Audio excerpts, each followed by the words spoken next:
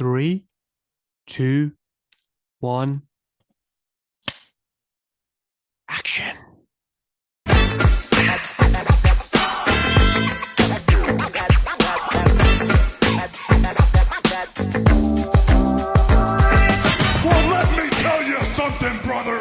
Hello and welcome to another episode of the Wrestling and Film Podcast. Today we have a slightly different episode, yet still a very exciting one. We are reviewing the Korean film Yadang, the Snitch, which is out in cinemas, whatever you want to call them, in America and Canada right now. So here we go.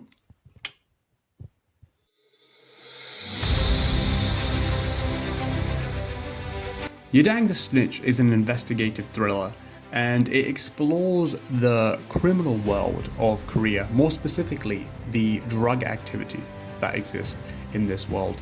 And it tells the story of three individuals: a Yadang, the professional snitch, who is played by Kang Ha-neul, who many people will know from Squid Games Season 2, a prosecutor, and a detective. And what's really interesting is this is one case that brings them all together, and they are operating on these different sides of the fence, from the legal system, political, and obviously there's crime world, and then there's the Yadang, he's running this murky water, this grey area between the two worlds. And yeah, this whole dynamic is very, very interesting, and it's from Jump Street, it's a very interesting story, and the concept of the Yadang really hooks you in and makes this a fresh coat of paint, even when it's perhaps feels a little bit familiar.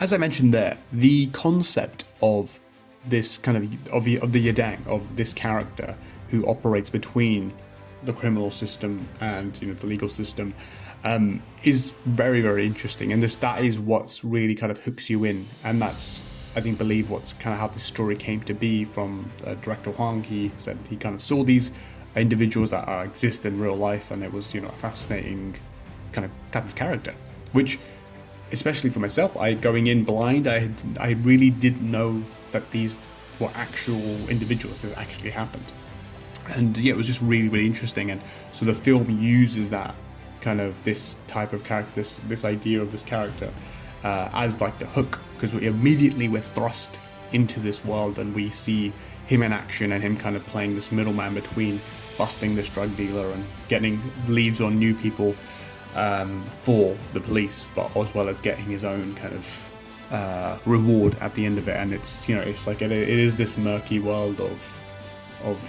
good and bad. And you could argue either way, is it more good, is it more bad? And it's very, very interesting. So like immediately we are hooked by this and this idea. So even, like I said, even when later down the road there are scenes, ideas, concepts, whatever you may say about this film that is kind of similar to what we've seen in the past, but this idea, this kind of character, always makes it feel a little bit different, a little bit fresher. The film starts off with a bang. We are immediately thrust into the world of the Yadang, seeing him in action, and we go from there. And the various drug dealers they're involved, the drug activity they're involved in, how they come across new crimes, and how obviously all these our three central characters come together. So right off the jump from Jump Street, the bullet fires, and it just goes for 2 hours and 2 minutes. It flies by in the blink of an eye. And that's one of the most impressive and engaging parts of this film, is we never lose momentum. It just goes from the start to the end. We never lose interest. There never lags. And what makes that more impressive is it fits so much into the film in 2 hours and 2 minutes, which in the grand scheme of things is not a lot, and makes what they do even more impressive. Every character, every flashback, object, everything is there for a reason, and everything beautifully ties together and has a form of payoff by the end. and it never feels convoluted. It never feels like they're packing too much in this 2 hours. It all feels right. It all feels necessary, and by the end, you kind of marvel at how they put this all together and how they never once lose you. And that's one of the most impressive things about this, and it flies by, and it's probably the best sign that you're having a damn good time. The comedic tone of Yadang is probably one of the strongest aspects of the film, and it's very, very effortlessly kind of led by our central character, played by Kang, who he just effortlessly exudes this kind of charm and humor in his dialogue delivery, in his mannerisms, and it's like a really, really great tool, because some things can potentially, if done in a more serious note, can feel too heavy, and this comedic tone always gives us like a light-hearted quality that kind of not necessarily makes light of things, but it adds a levity to situations. And for example, that kind of drug bust, like, yes, there is an intensity to it, but when Yadang's watching it and just kind of observing the madness and like, what the hell is going on here, before he finally comes in to finish the job, there is a great deal of humor there, and it's very, very fun. And the humor also works very well because we have this light-hearted tone, and when it shifts to various plot twists and an extra level of brutality, that has greater impact. It feels more shocking because of the tonal change. So it's really, really well done. And like I said, if it wasn't in the hands of and led by Kang, that tone may have not been as effective. But his performance, that style of the film, it all lends itself together very, very well. And on the flip side, there are a few negatives, you could say, to Yadang, the Snitch. Although the film, like I said, there's not a lot to kind of criticize about Yadang, and not a lot that you can't enjoy. However, it packs so much in 2 hours, 2 minutes. I think in some ways there was always going to be maybe one or two things that perhaps feel underdeveloped or could have been given more attention. Particularly, I think what stands out is the detective side of the story. His feels a little bit more in the background, a little bit underdeveloped.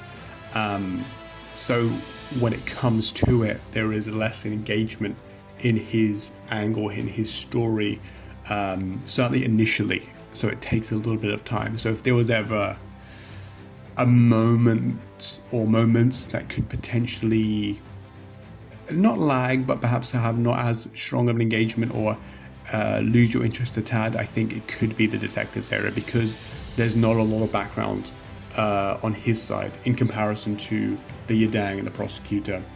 So yeah, those feel a little bit underdeveloped, and it could have been a little bit more attention given there, and it could have been a more well-rounded kind of dynamic between the three. And like I said, a stronger engagement, particularly when they use certain aspects from his story, his life. It could have had greater impact there. So perhaps, like I said, it still works very, very well, but those are aspects that it could have been, I think, strengthened and tightened for an added dramatic effect to the overall narrative.